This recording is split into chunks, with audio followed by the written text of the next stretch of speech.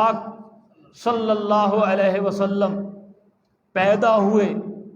تو باپ کی شفقت سے محروم، اور جب تھوڑے سے بڑے ہوئے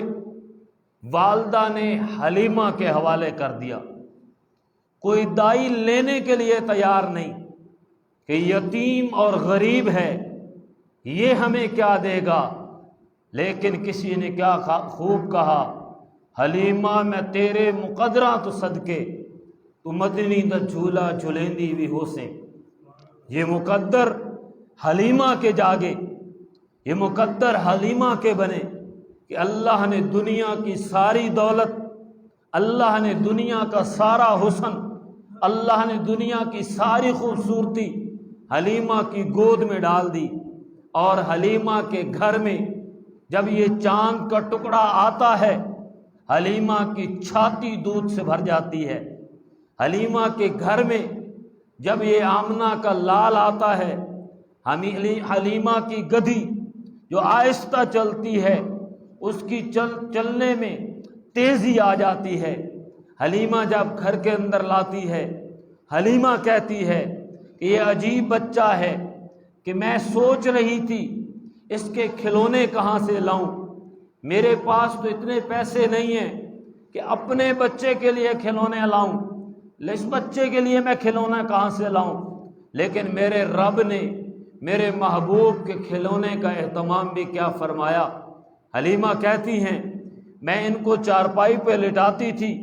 یہ اپنا ہاتھ چاند کی طرف کرتے، چاند کی طرف ہاتھ کرتے، ہاتھ دائیں طرف ہوتا چاند دائیں طرف چلا جاتا، ہاتھ بائیں طرف ہوتا چاند بائیں طرف ہوتا، میرے محبوب چاند کے ساتھ کھیلتا تھا۔ اللہ نے چاند کو میرے نبی کا کھلونا بنا دیا۔ حلیمہ کہتی ہیں میں دھوپ میں لٹاتی تھی،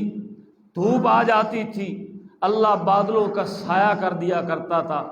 جہاں یہ میرا محبوب پڑا ہوتا تھا دھوپ وہاں سے ہٹ جاتی تھی اور چھاؤں گھیرا ڈال لیا کرتی تھی۔ اور ایک دن فرماتی ہیں بچے کھیل رہے تھے کہ نبی پاک صلی اللہ علیہ وسلم چھوٹے سے بچے، آپ کو ایک آدمی فرشتہ انسانی شکل میں آتا ہے، وہ آپ کو لٹاتا ہے، آپ کے سینے کو چیرتا ہے، اور آپ کے سینہ مبارک کو چیر کر آپ کے دل کو نکالتا ہے، زمزم کے پانی کے ساتھ آپ کے دل کو دھو کے اس میں سے ایک ٹکڑا پھینک کر کہتا ہے یہ شیطان کا حصہ ہے، میرے محبوب میں آئندہ شیطان نہیں ہوگا، اور دوسرا حصہ دل کا آپ کے سینے کے اندر رکھ دیا جاتا ہے۔ حلیمہ کہتی ہیں میں گھبرا گئی، اور 2 سال بھی پورے ہونے کو تھے، چنانچہ میں اس بچے کو لے کے واپس اس کی ماں کے پاس گئی، آمنہ سے کہا کہ اس بچے کو سنبھالو، مجھے حالات کوئی بہتر نہیں لگ رہے، میں نے سارا واقعہ سنایا، لیکن جب میں واپس مڑنے لگی تو میرے دل نے کہا حلیمہ تیرے لیے بہتر یہ ہے کہ 1 سال کے لیے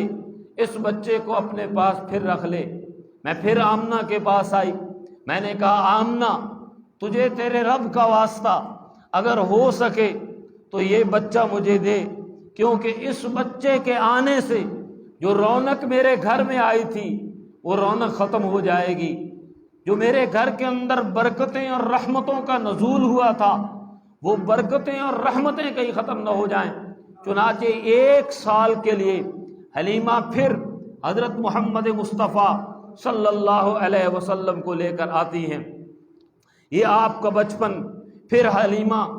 آمنہ کے حوالے کرتی ہیں۔ 3 سال کے بعد آپ 6 سال کی عمر کو پہنچتے ہیں۔ ایک دن والدہ کہتی ہے کہ میرے بچے تو جب پیدا ہوا تھا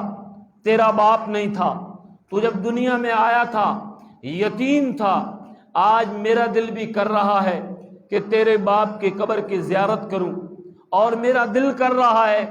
تجھے بھی لے جاؤں کہ چلو باپ کا چہرہ تو نہیں دیکھا تو باپ کی قبر تو دیکھ لو۔ نبی پاک صلی اللہ علیہ وسلم کو حضرت آمنہ ساتھ لے جاتی ہیں، ام ایمن ساتھ ہیں جو ان کی خادمہ لونڈی تھی، اور یہ تینوں چل پڑتے ہیں۔ نبی پاک صلی اللہ علیہ وسلم نے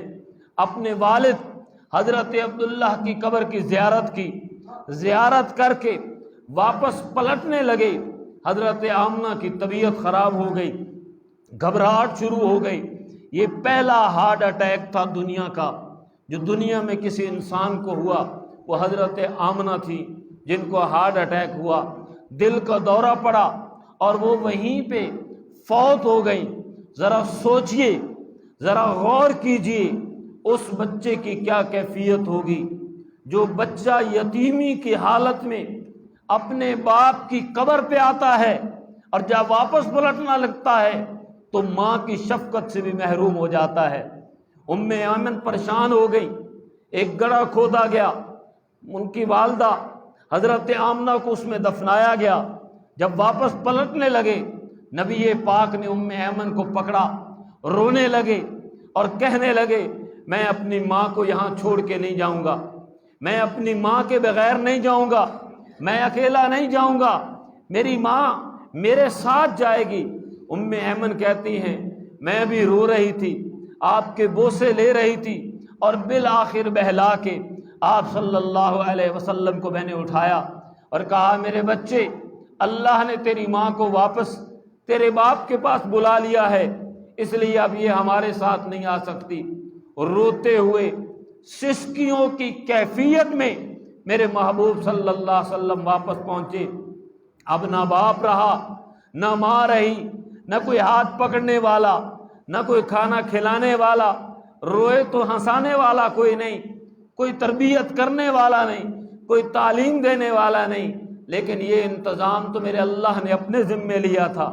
کہ جس مقام پہ اس مصطفیٰ نے پہنچنا ہے وہ تربیت ماں نہیں کرے گی،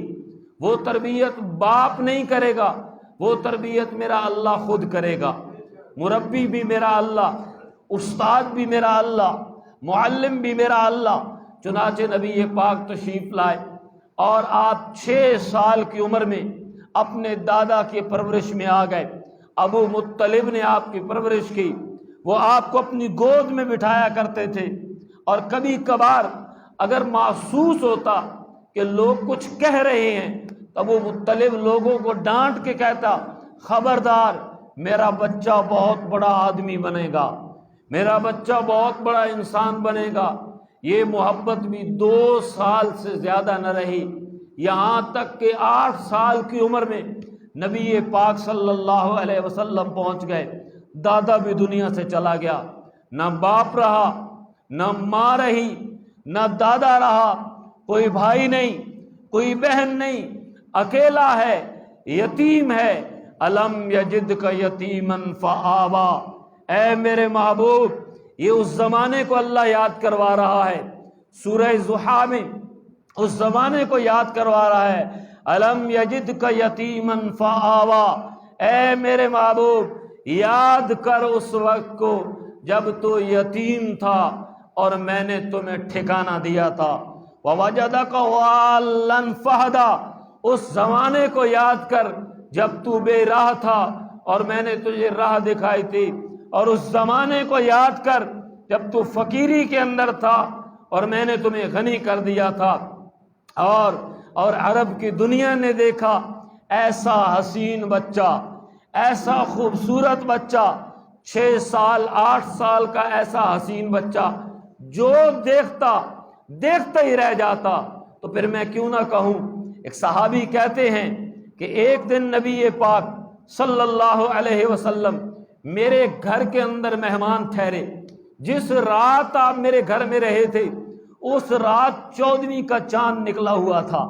آپ لیٹے ہوئے تھے، مجھے نیند نہیں آ رہی تھی، میں آپ کے چہرے کو دیکھتا تھا اور پھر میں باہر نکل کے 14ویں کے چاند کو دیکھتا تھا،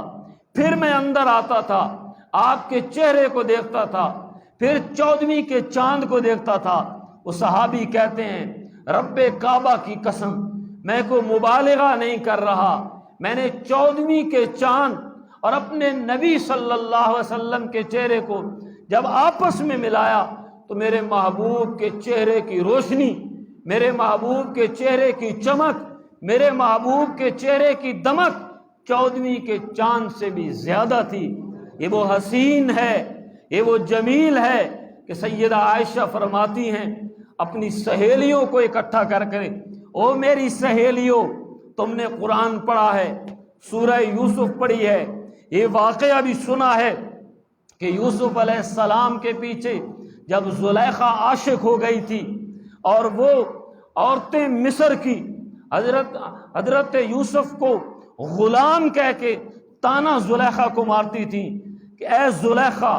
تو ایک حکمران کی بیوی ہے، ایک بادشاہ کی بیوی ہے، عزیز مصر کی بیوی ہے، اور ایک غلام کے اوپر تو کیوں عاشق ہو گئی ہے؟ تو اس نے اپنی سہیلیوں کو بلوایا، زلیخا نے اپنی سہیلیوں کو بلوایا، ساری سہیلیاں اکٹھی ہو گئیں، ان کے ہاتھ میں سیب تھمایا، ایک ایک چھری پکڑائی اور کہا چھری کو سیب کے اوپر رکھ لو، جب میں کہوں گی اب اس سیب کو کاٹو تم نے سیب کو اس وقت کاٹنا ہے۔ سہیلیوں نے سیب کو پکڑا،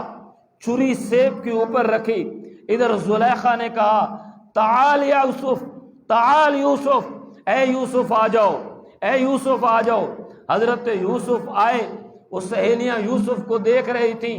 وہ اتنی محو ہو گئی یوسف کو دیکھتے ہوئے کہ کاٹنا انہوں نے سیب تھا، کاٹ انہوں نے اپنی انگلیاں دی، کاٹنا سیب تھا، کاٹ اپنی انگلیاں دی۔ حضرت عائشہ رضی اللہ تعالی عنہ اس واقعے کو دہرا کے کہتی ہیں رب کائنات کی قسم، وہ مصر کی عورتیں جنہوں نے یوسف کے حسن کو دیکھا، کاٹنے سیب تھے،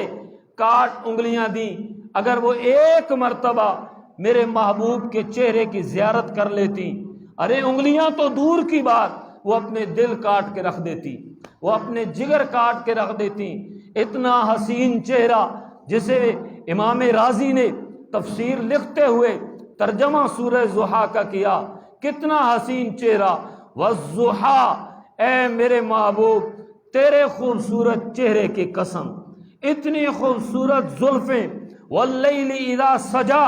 اے محبوب تیری کالی زلفوں کی قسم، الم نشرح لک صدرک، تیرا سینہ ہم نے کھولا ہے، ووضعنا عنک وزرک الذی انقض ظہرک، ہم نے تیرا چہرہ روشن کر دیا ہے، ہم نے تیرا سینہ کھول دیا ہے، ورفعنا لک ذکرک، ہم نے تیرا ذکر بلند کر دیا ہے۔ اللہ نے پورا قرآن میرے نبی کے لیے نعت بنا دیا، پورا قرآن میرے نبی کی نعت بیان کر رہا ہے، ساری دنیا کے نعت خان اکٹھے ہو جائیں، ساری دنیا کے حمد بیان کرنے والے اکٹھے ہو جائیں، ساری دنیا کے قوال اکٹھے ہو جائیں، حسان بن ثابت بھی ان میں مل جائے، جو شان قرآن میں ایک سورہ کوثر کی لے لی جائے کہ سورہ کوثر میں جو اللہ نے میرے محبوب کی شان بیان کی ہے، سورہ ضحیٰ میں جو اللہ نے میرے نبی کی شان بیان کی ہے، دنیا کا کوئی نعت وہ شان بیان نہیں کر سکتا جو اللہ نے قرآن کے اندر بیان کی ہے۔ یہ 8 سال کی مدت میں ایسا حسین بچہ، ایسا جمیل بچہ، ایسا خوبصورت بچہ، اس کی حفاظت تو اور ضروری ہو جاتی ہے، لیکن کون حفاظت کرے؟ ماں چلی گئی، باپ چلا گیا، دادا چلا گیا، اور دادا نے جاتے ہوئے اپنے بیٹے ابو طالب کو وصیت کی، ابو طالب مر جانا، مر جانا، کٹ جانا، لیکن محمد کی حفاظت کرنا۔ یہ عام بچہ نہیں ہے، چنانچہ چچا نے ذمہ داری سنبھال لی، اور ابو طالب نے نبی پاک صلی اللہ علیہ وسلم کو اپنی گود میں لیا۔ آپ نے بچپن میں بکریاں چرانا شروع کی، اور یاد رکھنا بکریاں چرانا انبیاء کی سنت ہے۔ صحابہ نے ایک مرتبہ پوچھا یا رسول اللہ صلی اللہ علیہ وسلم، آپ نے بتایا کہ انبیاء بکریاں چرایا کرتے تھے، کیا آپ نے بھی بکریاں چرائی ہیں؟ رحمت عالم نے فرمایا ہاں ہاں، میں نے بھی بچپن کے اندر بکریاں چرائی تھی۔ چنانچہ بکریوں کا چرواہا بننا یہ بھی محمد الرسول اللہ صلی اللہ علیہ وسلم کی سنت ہے۔ لیکن یہاں ایک نکتہ ہے، آپ نے اونٹ کیوں نہیں چرائے؟ آپ نے گدھے کیوں نہیں چرائے؟ آپ نے بیل کیوں نہیں چرائے؟ آپ نے گائے کیوں نہیں چرائیں؟ آپ نے بکریاں کیوں چرائیں؟ اس کی وجہ یہ ہے کہ بیلوں کو مارنا پڑتا ہے، اونٹوں کو مارنا پڑتا ہے، گدھوں کو مارنا پڑتا ہے، بکریوں کو مارنا نہیں پڑتا۔ وہ اگر ادھر ادھر ہوں تو انہیں بہلا کے اکٹھا کیا جاتا ہے۔ یہ اس بات کی نشانی تھی کہ جس طرح آپ بکریوں کو چرا کے انہیں منظم کر رہے ہیں، اللہ آپ کے ہاتھوں ایک منظم جماعت تیار کرے گا، ایک منظم امت تیار کرے گا۔ وہ ڈنڈے کے ذریعے سے، وہ ڈانٹ ڈپٹ کے ذریعے سے منظم نہیں ہوگی، وہ آپ کے اخلاق سے منظم ہوگی، وہ آپ کی محبت سے منظم ہوگی۔ چنانچہ بکریاں چروا کے اللہ نے میرے محبوب کی تربیت کی ہے کہ صحابہ جیسی مقدس جماعت اور مکرم جماعت تیار کرنے کے لیے لازم ہے کہ میرا محبوب بکریاں چرائے۔ چنانچہ بچپن میں آپ نے بکریاں بھی چرائیں اور ایک مدت تک آپ بکریاں چراتے رہے۔ پھر ابو طالب نے حضرت ختیجہ جو عرب کی بہت بڑی تاجرہ تھی، بہت بڑی بزنس مین تھی، اور ان کو دو شوہر، ایک فوت ہو گیا تھا، ایک نے طلاق دے دی تھی، بیوہ تھی، مطلقہ تھی، لیکن بہت بڑی تاجرہ اور بزنس مین تھی۔ حضرت ابو طالب نبی پاک کو لے کر حضرت ختیجہ کے پاس گئے اور کہا ختیجہ یہ میرا بھتیجا ہے، اگر اس کو کام پہ رکھ لو، اگر اس کو کام پہ رکھ لو تو اس کا بھلا ہو جائے گا، کچھ سیکھ جائے گا۔ اللہ کو منظور ہوا تو اگلے جمعہ انشاءاللہ اس سے آگے بیان ہوگا۔ وآخر دعوانا ان الحمدللہ رب العالمین۔